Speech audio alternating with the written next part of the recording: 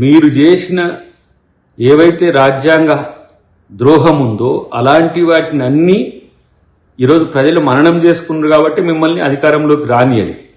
అయినప్పటికీ కూడా ఇంకా మీ యొక్క ధోరణిలో మార్పు రాలి. ఇక వస్తుందని కూడా అనుకోలేము, ఎందుకంటే అవకాశమే లేదు కాబట్టి. ఒక ఫ్రస్ట్రేషన్తోని మీరు చేస్తున్న నాటకాలు ఏవైతే ఉన్నాయో ఆ నాటకాల్ని ప్రజలు తిరస్కరించిండ్రు, తిప్పికొట్టిండ్రు, అయినప్పటికీ కూడా ఆగట్లేదు. సో కాబట్టి ఇలాంటి స్థితి మీకు రావడం దురదృష్టకరమే. అయినప్పటికీ కూడా ఏం చేస్తాం? మీ సోదరి అన్నది కదా, కర్మ రిటర్న్స్ అని చెప్పి. అంతే.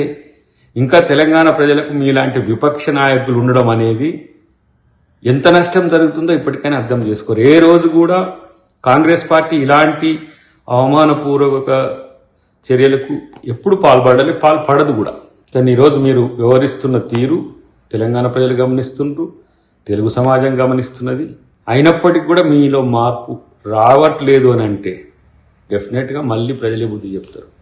ఇప్పటికైనా మిత్రమా, మీరు చేసింది తప్పు అని భావించి సారీ చెప్తే మంచిదని నా యొక్క హితం.